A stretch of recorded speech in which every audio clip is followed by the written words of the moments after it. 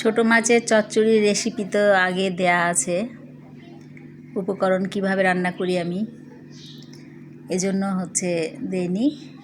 আর এই যে মগজ ভুনাটা আগে দেয়া আছে একবার, কিন্তু ওটা একটু তাড়াতাড়ির মধ্যে খুব একটা ভালোভাবে দিতে পারিনি, এজন্য আজকে মগজ ভুনার নিয়মটা আমি যেভাবে রান্না করি পুরো ভিডিওটাই দিলাম। আমি যেভাবে মগজ ভুনা করি, পেঁয়াজটা ভেজে নিয়ে তারপরে তেজপাতা দিলাম। এবার একে একে সব গুঁড়া মশলা, বাটা মশলা সব দিয়ে দিব। হলুদ গুঁড়া, কাঁচামরিচ দিয়ে দিয়েছিলাম ভাজার সময়তে,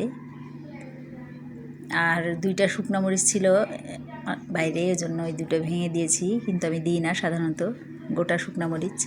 এই যে গুঁড়া শুকনো মরিচ দিলাম, জিরা গুঁড়া, গরম মশলার গুঁড়া, লবণ। এরপর আদা রসুন বাটা দিব, দিয়ে মশলাটাকে ভালো করে কষিয়ে নিতে হবে।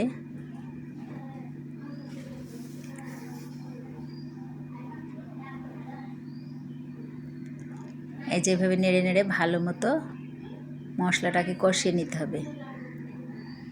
কাঁচা গন্ধটা গেলে তারপরে মগজটা দিয়ে আবার তখন কষাবো।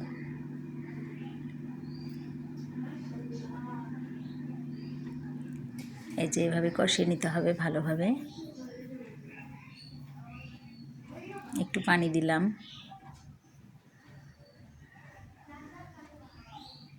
এই দেখেন, মগজ ধুয়ে পরিষ্কার করে দিয়ে চাকু দিয়ে পিস পিস করে কেটে নিয়েছি।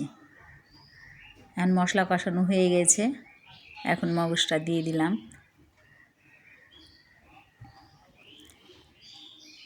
এখন ভালোভাবে নেড়ে চেড়ে মগজটা ভুনা করে নিতে হবে।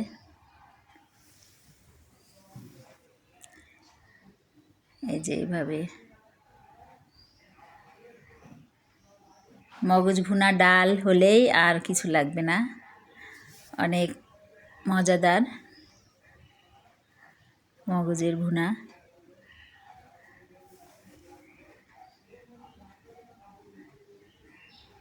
আর যে ছোট মাছটা দেখলেন, ওই মাছটা আমি মাখিয়ে চড়াইনি, এরকম করে সবজিটা কষিয়ে নিয়ে তারপরে মাছটা দিয়ে করেছি।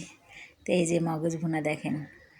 এবার একটু ভাজা জিরা গুঁড়া দিয়ে নিলাম, এর আগে কাঁচা জিরা গুঁড়া দিয়েছিলাম। এই যে দেখেন কতটা লোভনীয় হয়েছে। এইভাবে আপনারাও করে নেবেন, অনেক টেস্টি। এই যে লাল লাল হয়ে গেছে দেখেন, একটু সময় নিয়ে ভেজে নিতে হবে, তাহলেই ভাজা ভাজা করলে বেশি স্বাদ হয় মগজটা।